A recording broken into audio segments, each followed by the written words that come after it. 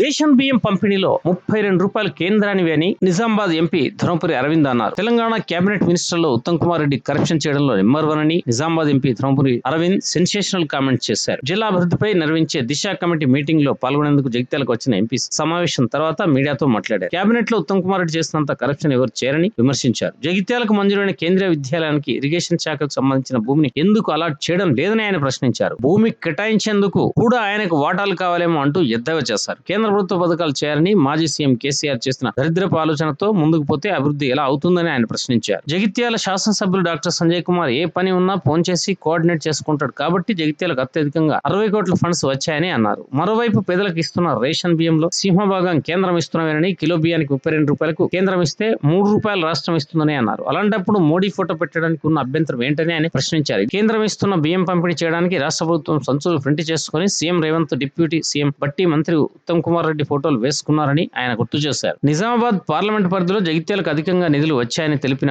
MP కొరట్లలో Navodaya, జగిత్యాలకు కేంద్రీయ విద్యాన్ని తీసుకువచ్చినట్లు పేర్కొన్నారు. Urban ఇన్ఫ్రాస్ట్రక్చర్లో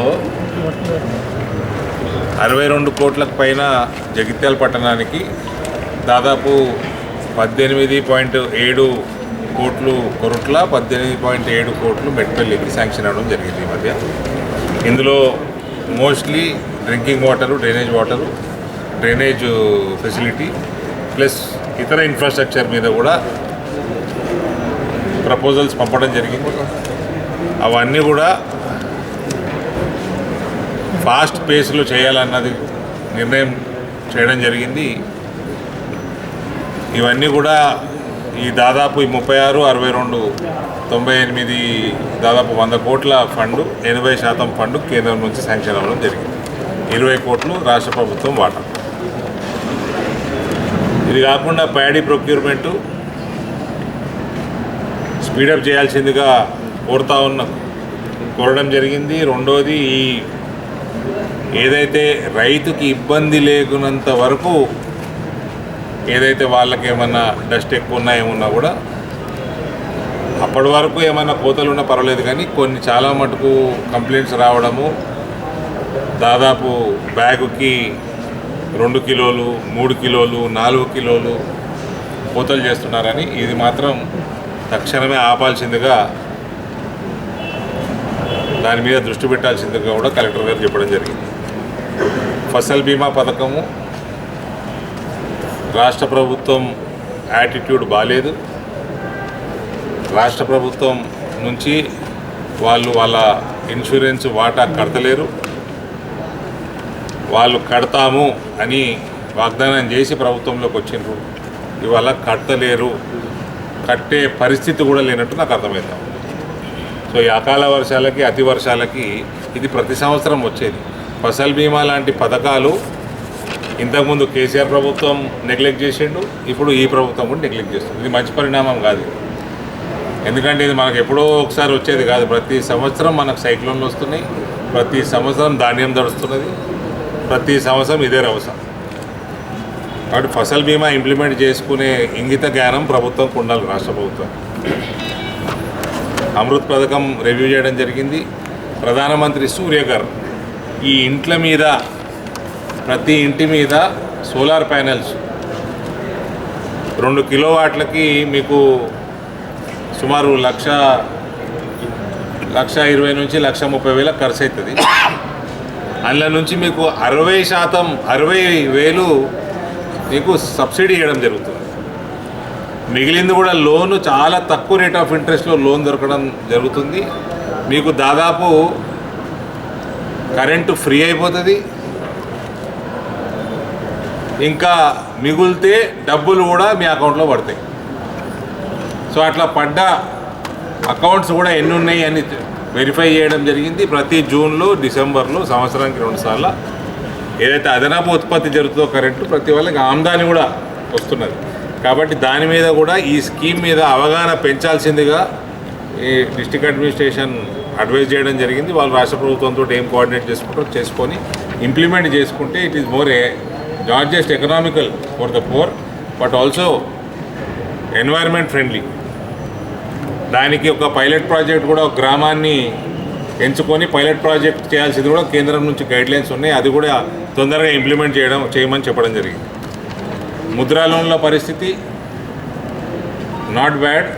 further improvement చేసే విధంగా కూడా చర్యలు తీసుకోవాల్సిందిగా విశ్వకర్మ యోజన కింద comparatively Jagtial is not bad, it is better in Telangana.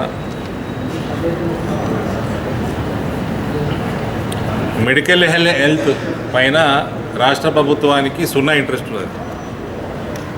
రూపాయి ఇస్తలేరు, స్కానింగ్ మిషన్లు పెడతలేరు. సెంటర్ ఏమో మెడికల్ కాలేజీలకు పర్మిషన్లు ఇస్తున్నది, దాని తగ్గట్టు హాస్పిటల్ అప్గ్రేడేషన్ పర్మిషన్లు ఇస్తున్నది, దానికి తగ్గట్టు వాళ్ళ ఫండ్ వస్తున్నది. కానీ ఇక్కడ నుంచి ఫండ్ వస్తలేదు, హాస్పిటల్ అప్గ్రేడ్ అవుతలేదు. టోటల్ నెగ్లిజెన్స్ స్టేట్ గవర్నమెంట్ నుంచి హెల్త్ డిపార్ట్మెంట్ మీద ఉంది. గ్రామీణ సడక్ యోజనలో టోటల్ ఎన్ని మన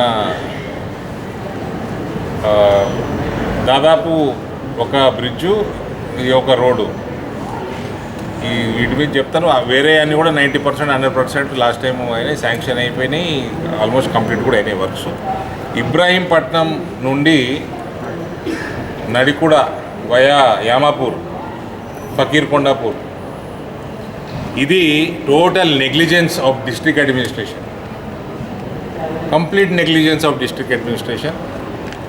కలెక్టర్ గారికి కూడా నేను స్ట్రిక్ట్గా చెప్పడం జరిగింది. ఈ రకంగా ఉంటే 4 సంవత్సరాలలో సర్వే చేసి కూడా ఇవ్వలేకపోయినారు వీళ్ళు. ఫారెస్ట్ ల్యాండ్ ఉంది, ఫారెస్ట్ ల్యాండ్ ఉంటే ఫారెస్ట్ డిపార్ట్మెంట్ కలుపుకోవాలా, సర్వే చేసుకోవాలా, వాళ్ళ తగ్గట్టు వాళ్ళకి కావాల్సిన ల్యాండ్ ఇచ్చేయాలా, ఇది తీసుకోవాలి. మొత్తం ఆ రోడ్డు క్యాన్సిల్ అయ్యే పరిస్థితి ఉంది. దానికోసం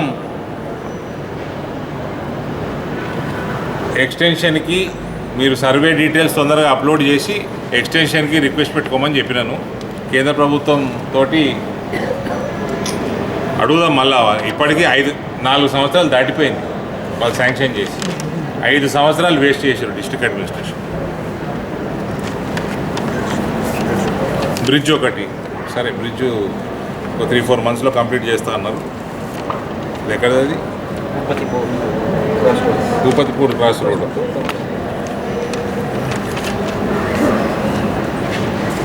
నేషనల్ లైఫ్ స్టాక్ మిషన్ కూడా స్పీడప్ చేయాల్సిందిగా కోరినాము. ఇంకోటి ఫ్యామిలీ బెనిఫిట్ స్కీము, ఎవరైనా చనిపోతే 20,000 రూపాయలు రావడం, ఇవన్నీ కూడా అప్లికేషన్లు ఎన్ని ఉంటే అన్ని మాత్రం డబ్బులు వచ్చేసినాయి. అవేర్నెస్ పెంచితే ఇంకా అప్లికెంట్స్ పెరుగుతారు, బెనిఫిషరీస్ పెరిగే అవకాశం ఉంటుంది. కేంద్ర ప్రభుత్వం నుంచి ఇటువంటి మంచి మంచి స్కీమ్లు ఏవైతున్నాయో దాని అవేర్నెస్ పెంచుకునే బాధ్యత కూడా రాష్ట్ర ప్రభుత్వం తీసుకోవాలి. కేంద్రం రాష్ట్రం కాంపిటీషన్ కాదు. కేంద్ర ప్రభుత్వము అందరికీ, దేశంలో ఉన్న అందరికి కూడా ఒకే రకంగా చూస్తారు. ఆ స్కీమ్స్ అన్ని రాష్ట్రాలకి ఇంప్లిమెంట్ చేసుకోవాల్సిందిగా వాళ్ళ బడ్జెట్ శాంక్షన్లు ఉంటాయి. చేసుకుంటే మీకు కూడా మంచి పేరే వస్తుంది. కేంద్రం నుంచి పైసలు వచ్చినా, రాష్ట్రం నుంచి వచ్చినా ప్రజల సొమ్మే. ఆడి నుంచి వచ్చిన నిధులు సద్వినియోగం చేసుకుంటే నీకు కూడా మంచి పేరు వస్తుంది రాష్ట్ర ప్రభుత్వం. ఈ కేసీఆర్ నేర్పించిపోయిన దరిద్రపు ఆలోచనలతోటి ఈ ప్రభుత్వం ముందుకు పోకపోతే బెటర్. ఇప్పుడు ఇక్కడ ఎమ్మెల్యే గారు ఉన్నారు, ఆయన ఏం పని ఉన్నా నాకు ఫోన్ చేస్తాడు, కోఆర్డినేట్ చేసుకుంటాడు. అట్లా చేసుకున్నందుకు 60 కోట్ల రూపాయలు వచ్చినాయి జగిత్యాలతో. అన్ని మున్సిపాలిటీ, నిజామాబాద్ పార్లమెంట్లో అందరికంటే ఎక్కువ వచ్చినాయి Jagtial. It is not about BJP, Congress or TRS. So కేంద్ర ప్రభుత్వ స్కీమ్స్ కూడా రాష్ట్ర ప్రభుత్వం ఇంప్లిమెంట్ చేసుకొని అవేర్నెస్ పెంచుకుంటే మీకు కూడా మంచి పేరు వస్తుంది. 35 రూపాయల బియ్యము కిలో ఫ్రీగా ఇస్తున్నారు. 32 రూపాయలు అందులో సెంటర్వి, 2 రూపాయలు స్టేట్వి, రూపాయి ఇండివిజువల్ది ఎవరు టేకప్ చేస్తారు ఇప్పుడు. సో 3 రూపాయలు, 32 రూపాయలు. ప్రధానమంత్రి ఫోటో పెట్టి నీకు బాధ ఏంది అని అడిగిన.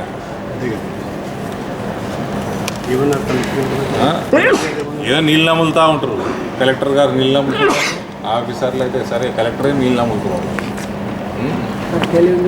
ఏదో రాస్తా అన్నారు స్టేట్ గవర్నమెంట్కి ఇచ్చేది సెంటర్, స్టేట్ గవర్నమెంట్ పర్మిషన్ నాకు అర్థం కాదు. ప్రధానమంత్రి ఫోటో పెట్టడానికి ముఖ్యమంత్రి ఫోటో పెట్టుకుంటున్నారు, అదేదో కేంద్రంకి వెళ్ళి ఫ్రీ బియ్యం వస్తుంటే అదో సంచులు కొట్టారు. సంచులు ప్రింట్ చేసుకొని ముఖ్యమంత్రి ఫోటో, మన భట్టి గారి ఫోటో, ఇంకోటి ఎవరు ఉత్తమ్ కుమార్ రెడ్డి ఫోటో. ఉత్తమ్ కుమార్ రెడ్డి చేసినంత కరప్షను ఈ మొత్తం క్యాబినెట్ లోడ్ చేస్తలేడు. ఆయన ఫోటో. కేంద్రీయ విద్యాలయానికి భూమి ఇస్తలేడు. ఆయనకు ఇరిగేషన్ కూడా ఉందా?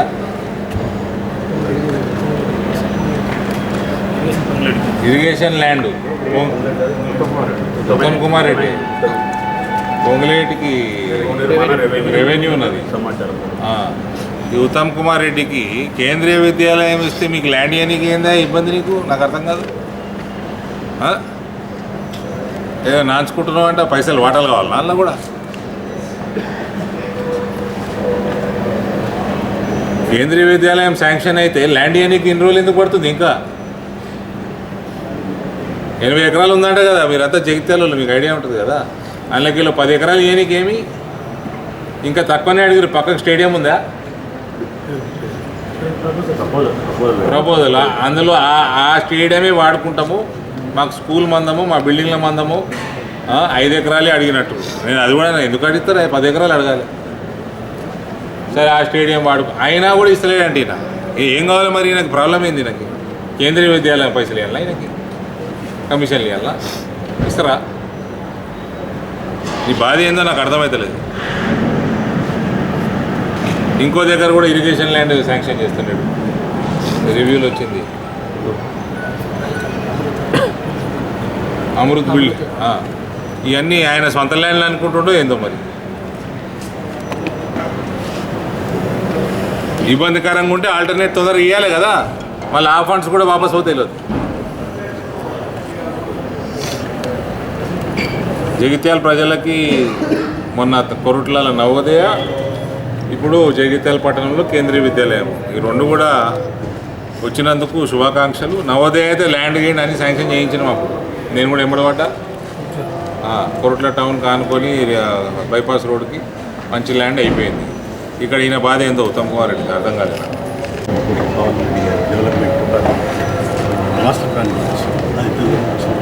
అందరూ ఆయన వచ్చిండు, ఢిల్లీకి వచ్చిండు, నేను మంత్రుల దగ్గర తీసుకుపోయినా, ఆయన వెంబడే ముఖ్యమంత్రికి కూడా దగ్గరకు పోయినా. మీరంతా నన్ను బదనాం చేసారు, పార్టీని మారుతున్నారు అని ఆయనను బదనాం చేసారు. ఇప్పుడు పైసలు వస్తున్నాయి. ఇప్పుడు మొత్తం పార్లమెంట్లో జగిత్యాలకు 62 కోట్లు వచ్చినాయి, మ్యాక్సిమం వచ్చినాయి.